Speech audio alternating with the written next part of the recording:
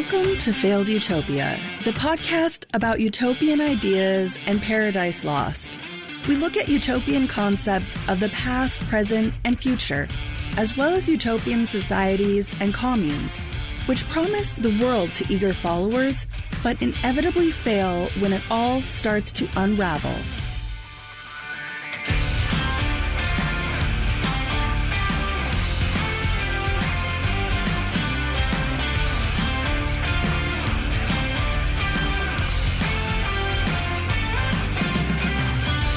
Hey there, friends. This is Anna, your eccentric yet charming podcast host. This is part 2 of the story of Jonestown. If you haven't yet listened to part 1, go back and listen to the previous episode. I'll wait.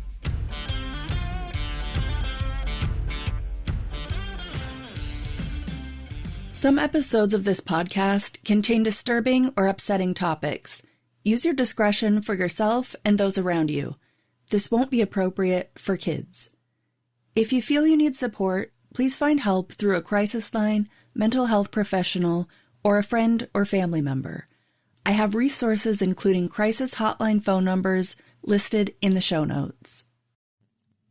It was now 1965, and Jim Jones felt he could only accomplish so much in Indiana. And after a failed 2-year scouting excursion by the Jones family to Brazil, he convinced 150 of his hardcore followers to move to California wine country, a place called Redwood Valley.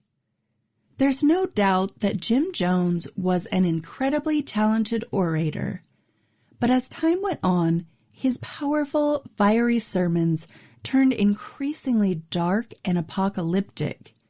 He also spoke of a nuclear holocaust coming soon.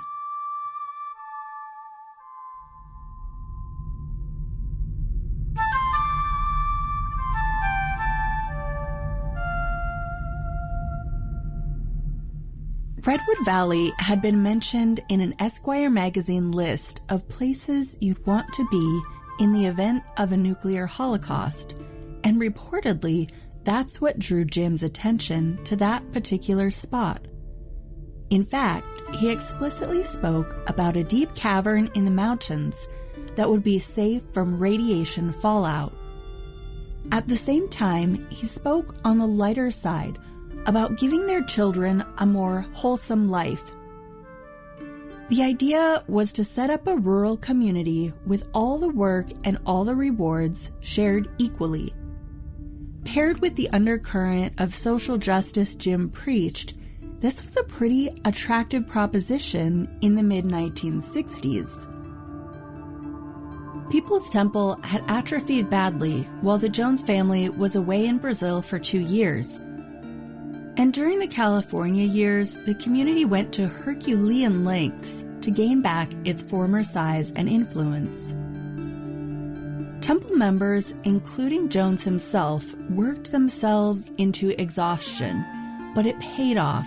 Their community grew to include several hundred members who turned over their money, possessions, and labor to the church. Quite a few elderly people joined and turned over their Social Security checks. In return, the church provided for all their members' basic needs. Their lifestyle was spare, many living in communal dormitories, and they ate simple, cheap food, drove beater cars, and wore secondhand clothing.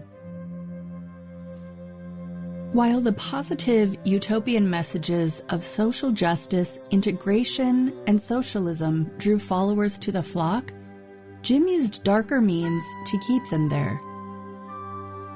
He reportedly had followers turn over deeds to homes and powers of attorney. Even more disturbing were the blank document pages that members signed. Anything could then be added to the blank pages and used as a means of blackmail. Parents who had signed false confessions of molesting their own kids were left powerless if they did want to leave. Once you were in, getting out was another matter.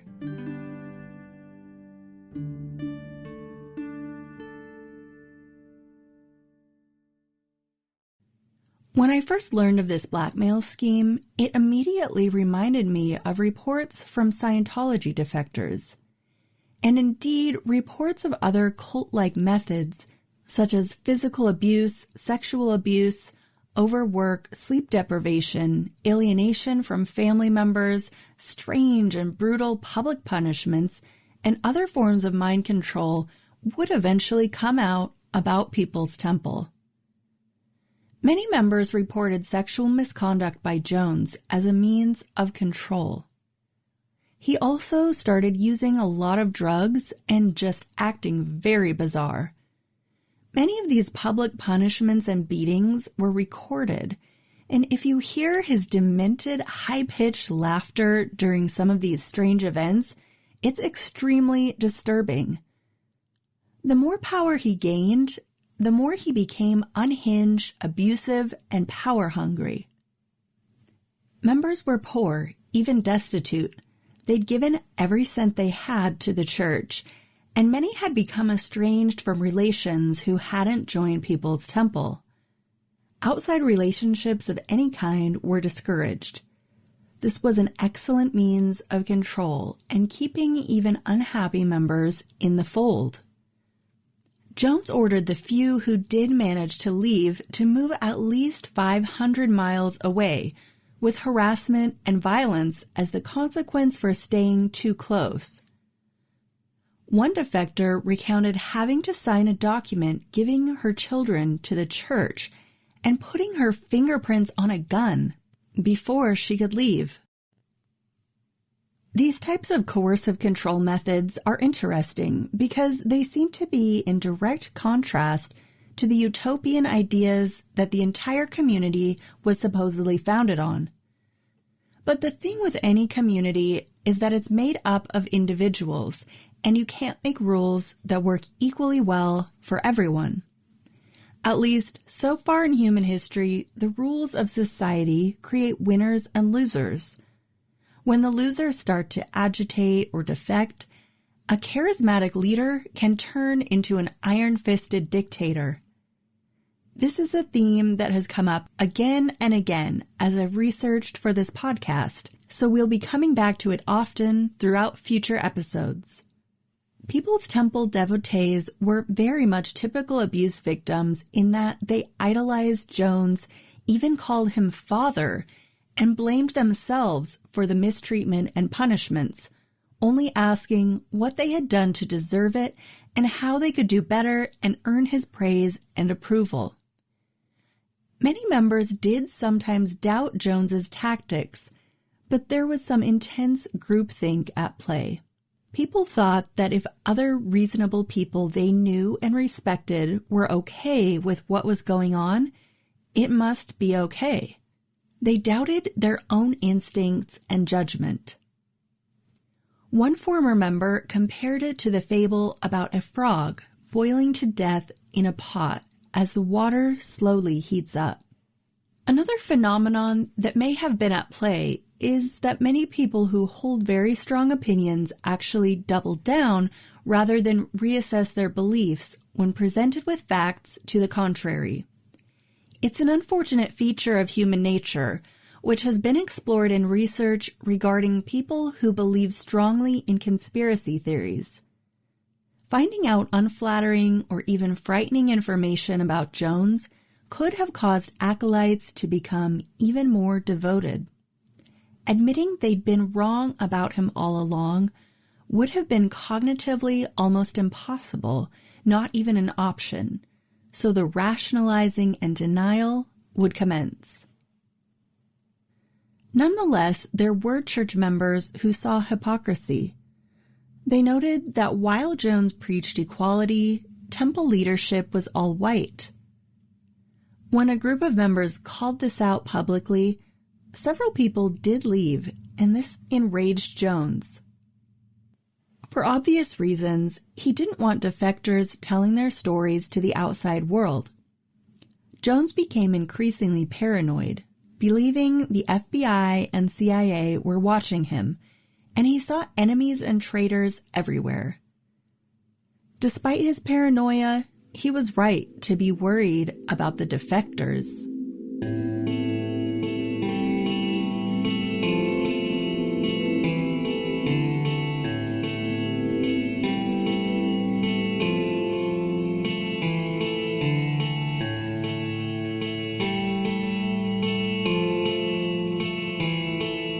Throughout this period of People's Temple history, Marcelyn Jones's quality of life really took a nosedive. After learning of her husband's many extramarital affairs and a resulting child, she'd had enough. She moved to an apartment away from Redwood Valley and began dating a psychologist who she met through her work as a nursing home inspector. She informed Jim that she intended to move away and take the children with her. Jim responded by calling a family meeting where he told their children that Marcelyn wanted to break up the family and told the children to choose between their parents. Their sons chose to stay with their father. When Marcelyn wouldn't be dissuaded from leaving, Jim threatened to kill her, a threat that Marcelyn took seriously. She stayed.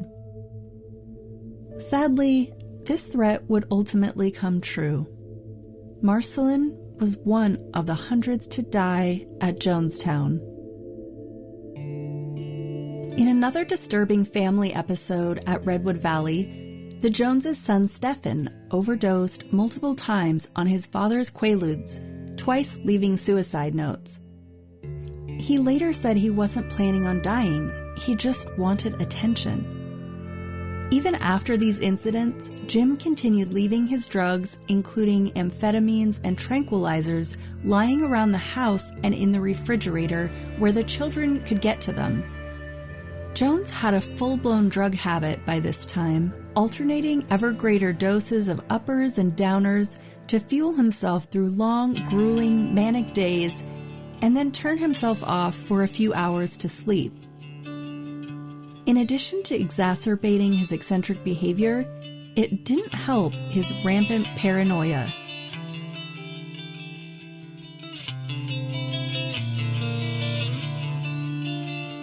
In the early 1970s, Jones first started floating the idea of suicide as a form of protest against capitalism. This was shocking at first, but he kept floating the idea, sometimes suggesting methods, such as People's Temple members jumping from the Golden Gate Bridge, or getting on an airplane and murdering the pilot and letting the plane crash. One day, Jones invited his inner circle to a small cup of wine. After they drank, Jones informed the group that they had all been poisoned. After a very tense few minutes, Jones laughed and told them it was just a joke. This was where Jones really became obsessed with obedience and testing his flock for complete devotion. Some think these were essentially dress rehearsals, training members to take the poison for real one day, while others believed these were just sick mind games Jones would play. Either way, it did set the stage for what was to come.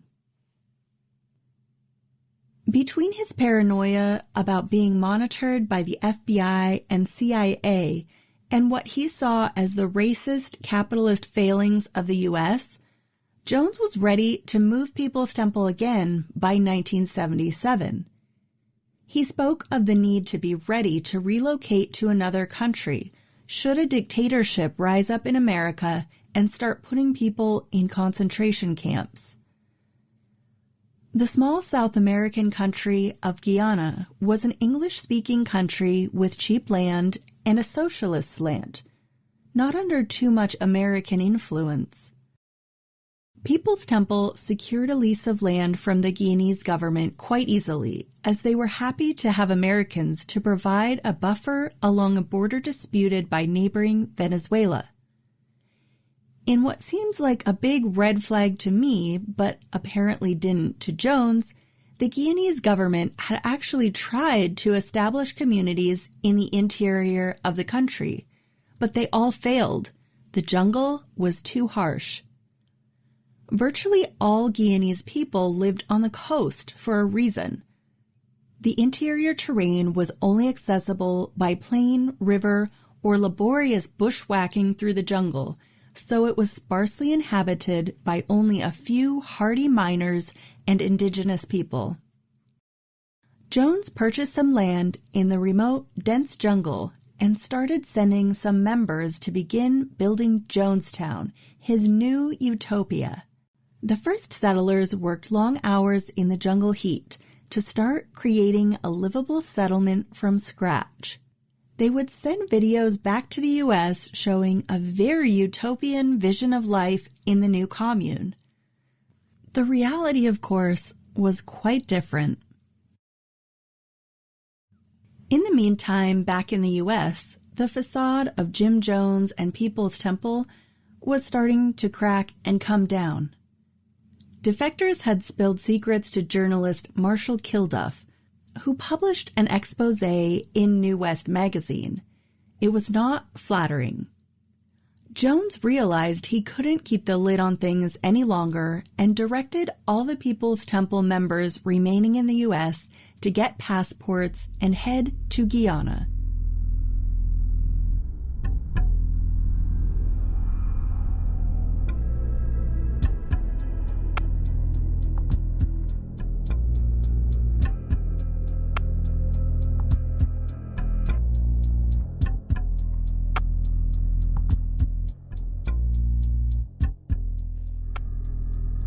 When newly arriving members reached Jonestown, their money and passports were taken away and armed guards manned the gates.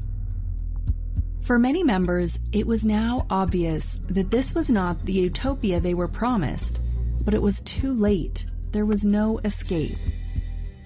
Now, Jim Jones' facade as the loving, benevolent leader was pretty much entirely down.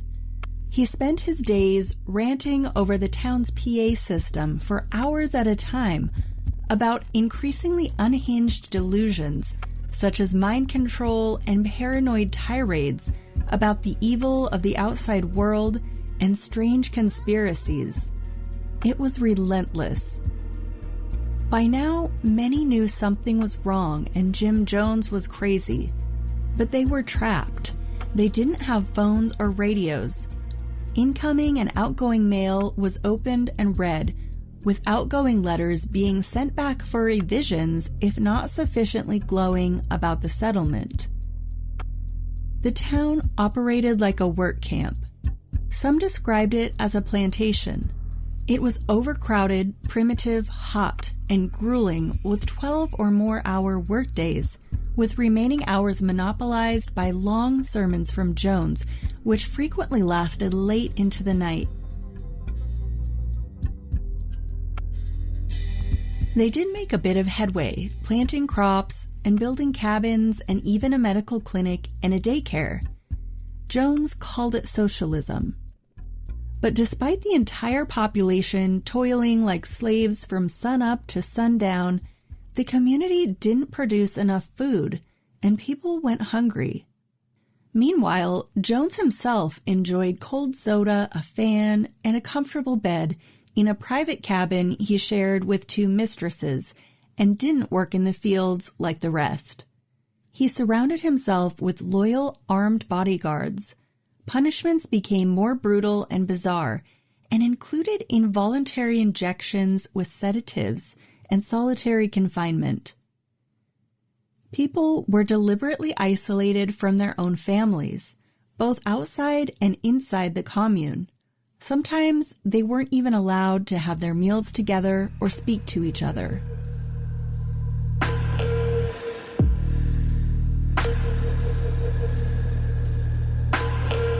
And now, Jones began conducting white night drills. The entire town would be woken in the middle of the night, taken to the central pavilion, and told to drink a cup of poison Flavor Aid, a drink similar to Kool-Aid. Jones would be narrating the entire event over the PA system, fabricating imaginary scenarios of Jonestown being attacked and overrun by violent mercenaries. Members would run to the gates to defend the town. They didn't have any way to know that nothing Jones told them was true.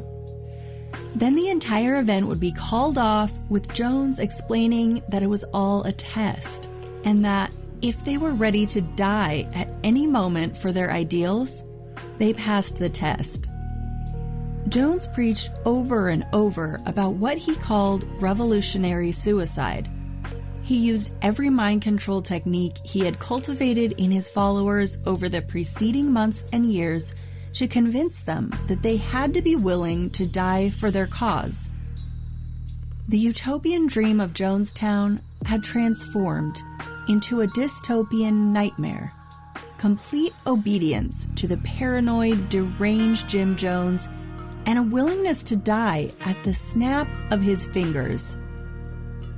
Added to the physical and mental exhaustion caused by their lifestyle, these drills and being kept in a constant state of crisis mode may have desensitized followers even further to the insanity unfolding around them.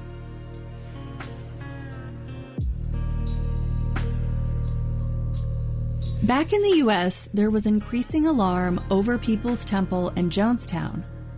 Defectors were still raising the alarm, and a group was formed called Concerned Relatives of People's Temple Members. The group successfully got the attention of Congressman Leo Ryan, who decided to go to Guyana to investigate Jonestown in November 1978.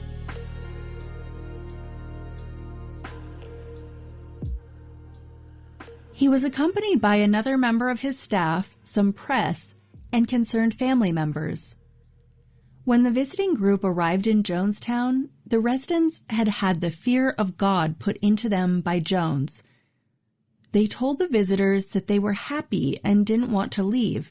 Nothing was wrong. They were putting on a show, staging a perfect facade. But one of the reporters present was passed a couple of notes from terrified members asking for help to leave. When confronted with the notes, Jones called them liars and begged for the town to be left alone. But he finally relented to letting a few defectors go and returned their passports during a very tense standoff in the pavilion. During the course of events, someone even attacked Congressman Ryan with a knife. Eventually, the visitors did escape with a few defectors. They must have felt a great sense of relief driving away from Jonestown that day. But the worst was yet to come. Jones ordered armed men loyal to Jonestown to follow the delegation with the defectors and not let them leave. But there was yet another twist. One of the defectors who left with Congressman Ryan that day was a plant. Larry Layton, one of Jim Jones's most loyal, longtime followers, had been ordered by Jones to board the plane and kill the pilot if the plane should get into the air, causing the plane to crash and killing everyone on board. The other escapees knew something might be up. They didn't believe that Layton would ever voluntarily leave Jonestown. Ultimately, things didn't go exactly to plan for either side. At the airstrip 45 minutes away from Jonestown, a delay was caused for the escapees when they had to call for another plane to accommodate the additional passengers. When the two planes arrived, the second plane, in addition to the original 19-seat Otter, was a small 5-seat Cessna. There were still 9 extra passengers who would have to remain behind and spend the night in tiny Port Kaituma, where the airstrip was. After negotiating a plan for who would stay and who would go, they started loading up the planes and preparing to leave. At the insistence of the Jonestown defectors, Congressman Ryan searched Larry Layton, but he missed something.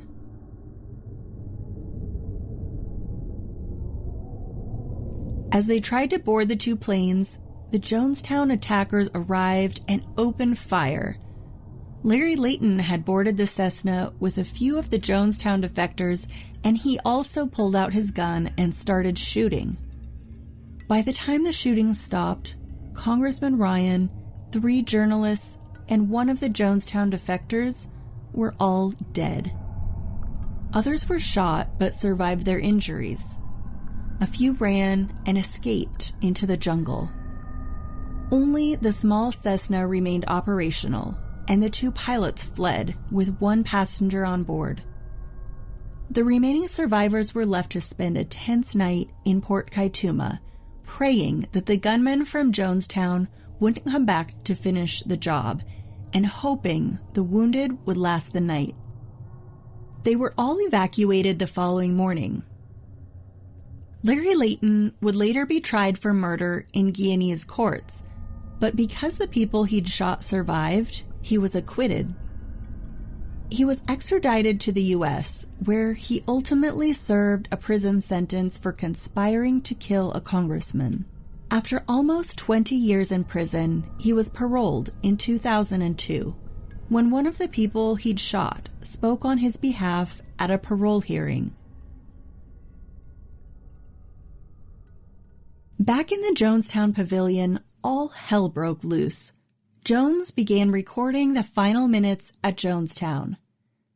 It should go without saying that the 45-minute recording is extremely disturbing, and I don't recommend by any means that you go out and listen to it.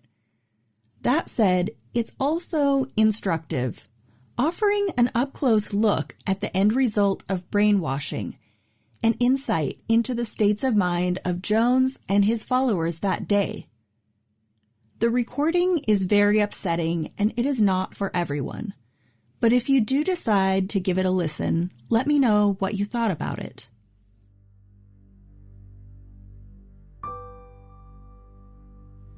Jones told the remaining Jonestown residents that after the killing of the delegation, which he described as an attack that he had prophesied but didn't order, they would never be left in peace, and that the only way out was to commit suicide. He knew it was over, and he didn't intend to be taken alive. He ordered another White Night drill. No one knew if this would be another drill or the real thing. Jones gathered everyone to the central pavilion and asked for any dissenting opinions. A woman named Christine Miller stood up and began to question why they should all die, and why they as individuals shouldn't choose their own destiny. She even made a small plea for the children, simply saying she believed they had a right to live. Unbelievably, other members came to Jones's defense and started shouting down Christine. This gives us some idea of just how deep some of these people had gone down Jim Jones's rabbit hole of delusion and paranoia. He'd preyed on their minds until they were completely under his control. Some of the children and younger people in Jonestown had never known a life other than following Jim Jones. The people at Jonestown that day had started out as passionate, talented people full of love and aspirations who joined People's Temple to do good for others and make a difference. But all that was about to end.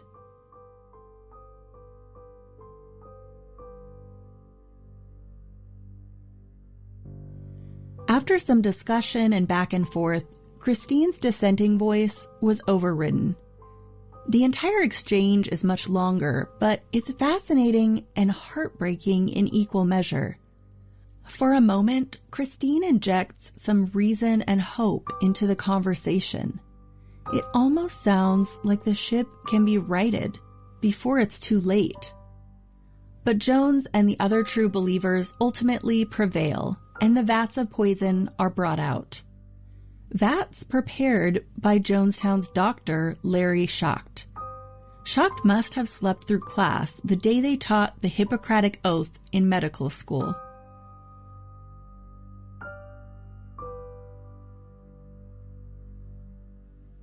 About a third of the population at Jonestown were children, and Jones ordered parents to kill their kids first by squirting the cyanide drink into their mouths with syringes. Then the adults lined up to drink the cyanide-laced beverage. Not everyone went quietly, but those who tried to resist or run were shot by armed guards or injected with poison against their will. Oddly enough, Jones himself didn't drink the cyanide. He died by gunshot. No one knows why that was, and some people even believe his nurse shot him and then herself, as she was also found shot in the head. I think it's more likely he took his own life. Someone who knew Jones as a child has said that young Jimmy admired Hitler for shooting himself after his defeat to prevent himself from being captured.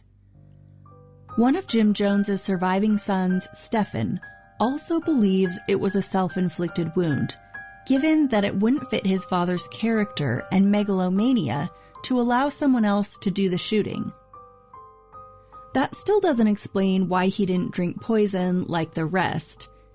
Perhaps one final act of placing himself above all the others, asserting his exceptionalism. That's one mystery that may never be solved. If anyone saw Jones die, they didn't live to tell about it.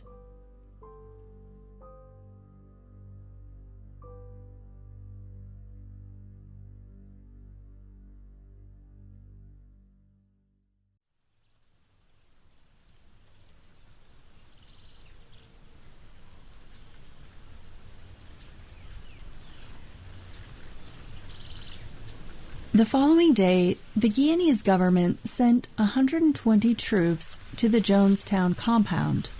After the calamity at the airstrip, they had no idea what they were walking into through the jungle, but they assumed it could be an all-out assault by the group. After all, there had already been a deadly shootout and warnings going back for months that People's Temple was likely smuggling weapons into Jonestown.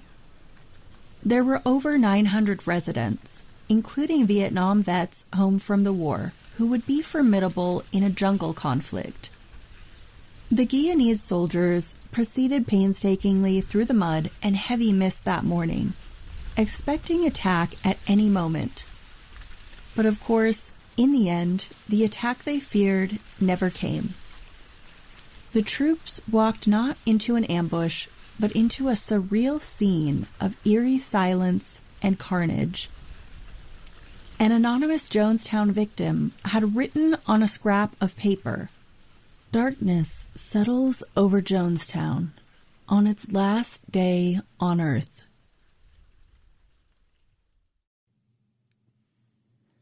For us, this is the end of the story.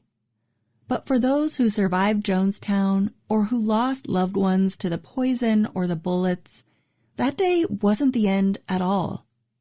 Survivor Laura Johnson Cole was away from Jonestown on that fateful day, and in 2018 she told BBC News, "I think if I were in Jonestown and I saw 900 people who I loved make a choice, I can't imagine wanting to survive that."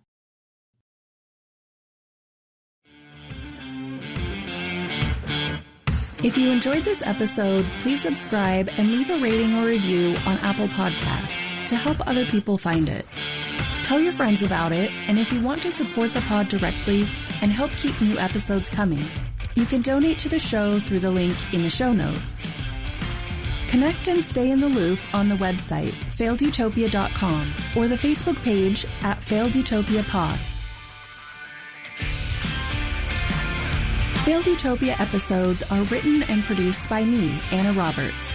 The burning palm tree painting featured on the cover is by artist Perry Vasquez. My intro music is by Elliot Middleton. See you next time.